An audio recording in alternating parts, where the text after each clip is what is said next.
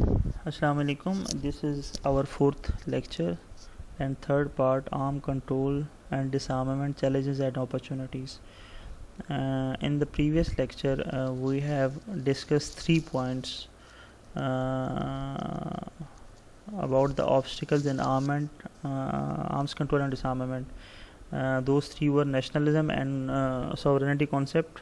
Second one was numerical value or ratio problem. The third one was trust deficit among nations.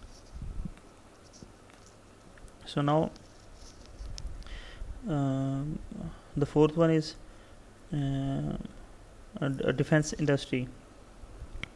Defense industry, I'll give first of all I'll start from the private ownership. There are a lot of military industrial complex in the West, and these military industrial complex owner needs new market to sell their weapon. Like for example, if a medicine is produced at a massive level in a factory, that medicine would be consumed because the disease cannot end in the world.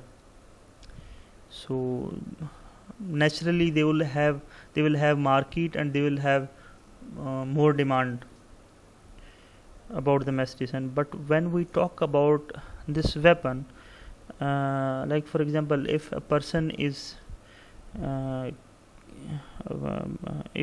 want to have a weapon due to some situation with him, or if he want to अगर वो खुद ही अपने पास रखना चाहता तो मतलब he would keep 1 or 2 weapon, not more than that. But in short, the industrial military complex won't have big market to sell their weapon. Like for example, in USA, the owner of these military industrial complex are quite have a lot of influence on the US policy makers and the Congress, that they have passed laws through which any national of the USA can keep a weapon. So now these military industrial complex owners have covered the market of USA. Now they need to have new markets. For example, if they are even behind the start of these wars in the Middle East. Why? Because to sell their weapon to different parties in the Middle East who are fighting each other. And other than this, even the countries are involved at state level. The countries are involved in the production of weapons. Like for example, USA has signed a deal of $500 billion with Saudis. So $500 billion would give a massive boost to the economy of USA, because it's related to economy. So that's why USA would not even think of disarmament and arms control, because it's injecting huge money to its economy. And in the same way, wherever US will have big markets of selling weapon, they won't say no, but actually they would sell the weapon. Same is the case with Pakistan. Like for example, Pakistan has this factory of have a factory in Texla, where weapons are being made, and even different armored vehicles and even tanks are being made over there. Other than this, in Kamra, Pakistan had developed a lethal jet fighter with the name of JF-17 Thunder with the help of Chinese, and that has become a successful jet. And now Pakistan is planning to sell this jet to different 4 to 5 countries abroad. So this is like exporting the weapon.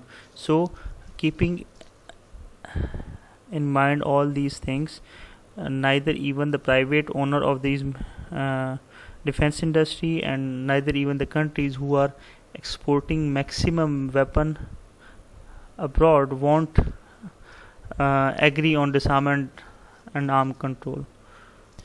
And the fifth factor is political factor.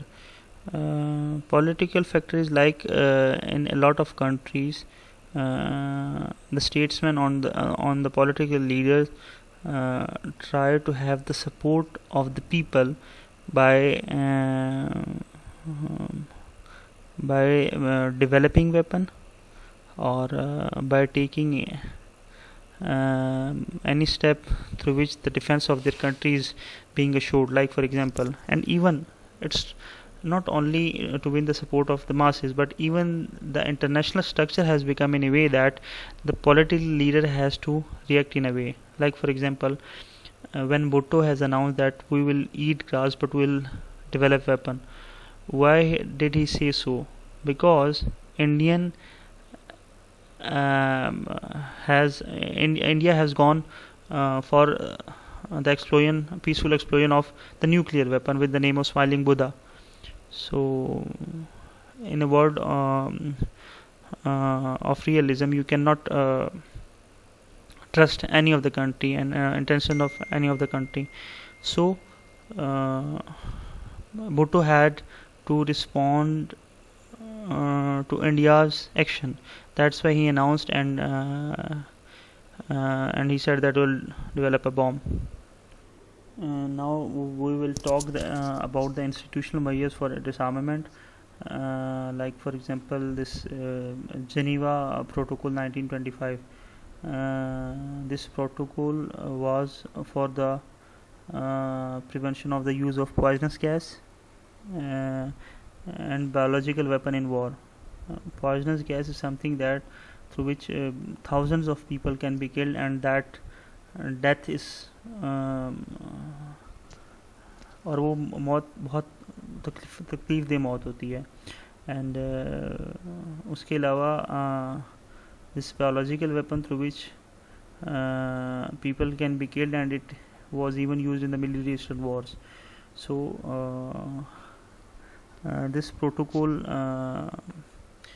in this protocol treaty was signed at Geneva June 17, 1925, and almost 36 states signed the protocol, and it was one of the very good development in terms of disarmament. Now we will discuss the UN arms control bodies. And